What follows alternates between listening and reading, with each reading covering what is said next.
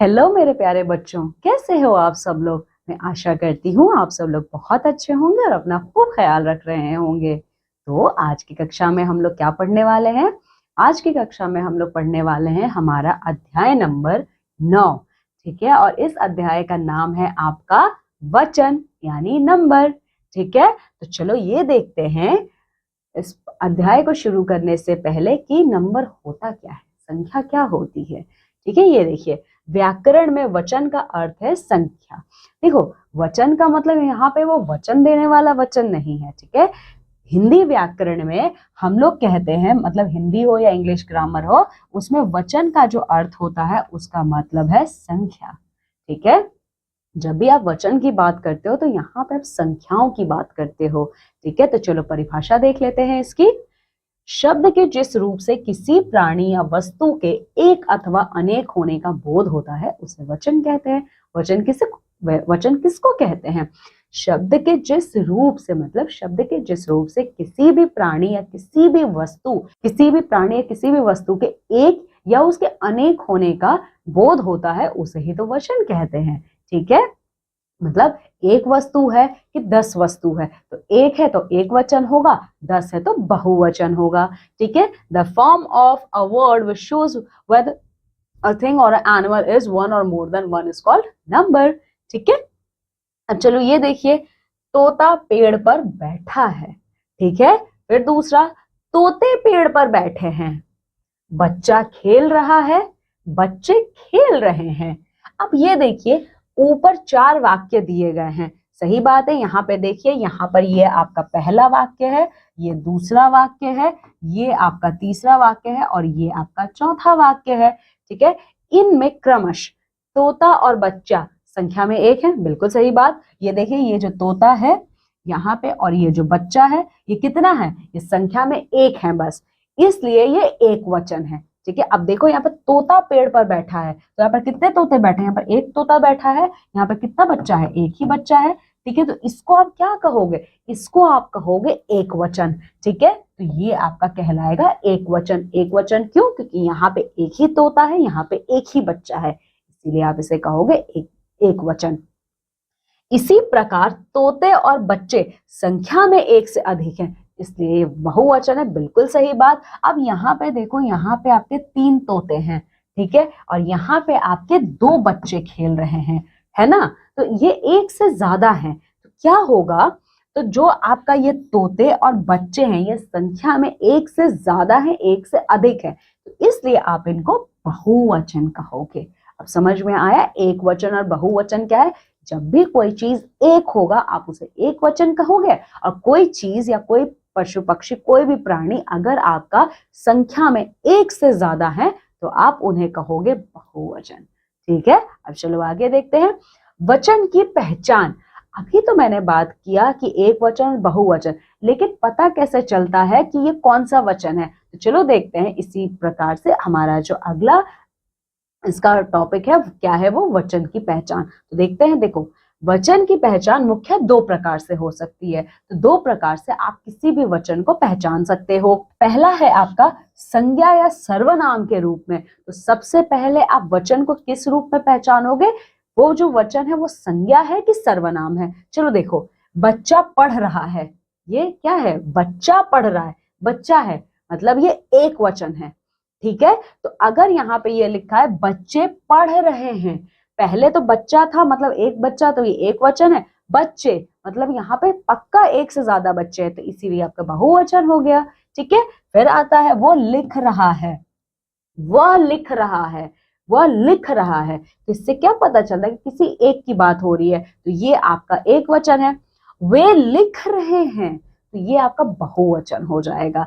ठीक है, अब देखो क्रियापदों के रूप में। तो सबसे पहले आप वचन को कैसे पहचानोगे? आपका जो वचन है वो संज्ञा और सर्वनाम के रूप में है, तो अब आप उसे पहचान लोगे। दूसरा है क्रियापदों के रूप में, किस प्रकार की क्रिया शब्द में इस्तेमाल हुआ है, आप उसके आधार पर आप पहचानोगे। चलो देखते हैं, तो क्रियापदों के रूप में आप इसे कैसे पहचानोगे? देखो, पक्षी उड़ रहा है, ये एक वचन है, यहाँ पे क्रिया हो रही है, यहाँ पे काम हो रहा है, और वो भी अभी हो रहा है। ठीक है, तो ये कैसे? पक्षी उड़ रहा है, पक्षी उड़ रहा है, मतलब एक पक्षी क्या कर रहा है, उड़ रहा है। कौन सी क्रिया कर रहा है वो, उड़ने का। पक्षी उड़ रहे हैं, पक्षी उड़ रहे हैं, तो उड़ रहे हैं, रहा है एक वचन है, रहे हैं बहुवचन है। फिर बारी आती है किसान काम कर रहा है, ये एक वचन है। किसान काम कर रहे हैं, ये बहुवचन है। तो इस प्रकार से हम वचन को पहचान सकते हैं संज्ञा या सर्वनाम के आधार पर या फिर क्रिया के आधार पर। ठीक है, अब चलो देखते हैं वचन के भेद। तो वचन के भेद आपको पता चल ही चुका है, दो भेद है, आपका एक वचन है और बहुवचन है। लड़की एक वचन, लड़कियां बहुवचन। अब देखो दो भेद है, एक वचन और बहुवचन। तो चलो सबसे पहले देखेंगे एक वचन किसे कहते हैं। देखो एक वचन शब्द के जिस रूप से एक वस्तु या एक प्राणी का बोध होता है उसे एक वचन कहते हैं। बहुत ही आसान है, ठीक है। मतलब शब्दों के जिस रूप से आपको ये पता चलता है कि सामने जो आपके है वो एक है, तो आप उसे क्या कहोगे, एक वचन कहोगे। जैसे संतरा, कुत्ता, लड़की, पुस्तक, चूहा, तितली आदि। ठीक है, तो ये है आपका एक वचन। अब दूसरा कौन सा वचन है, दूसरा है आपका बहुवचन। तो बहुवचन की परिभाषा क्या है, देखो शब्द के जिस रूप से अनेक वस्तुओं या अनेक प्राणियों का बोध होता है उसे बहुवचन कहते हैं। ठीक है, शब्दों के जिस रूप से मेरे प्यारे बच्चों आपको ये पता चलता है कि सामने वाली जो वस्तु है वो एक नहीं है बल्कि एक से अधिक है, तो आप उसे क्या कहोगे, आप उसे बहुवचन कहोगे। जैसे उदाहरण के तौर पर देखिए संतरे, कुत्ते, लड़कियां, पुस्तकें, चूहे, तितलियां आदि। ठीक है, चलो अब एक वचन से बहुवचन बनाने के नियम। अब देखो जैसे आपने देखा था पुल्लिंग से स्त्रीलिंग बनाना आसान है, बस कुछ शब्दों को जोड़ना है। ठीक है, उसी प्रकार से आप एक वचन से बहुवचन भी बना सकते हैं, पर उसके लिए आपको फिर से कुछ नियम का पालन करना होगा। तो वो कौन से नियम है, चलो देखते हैं।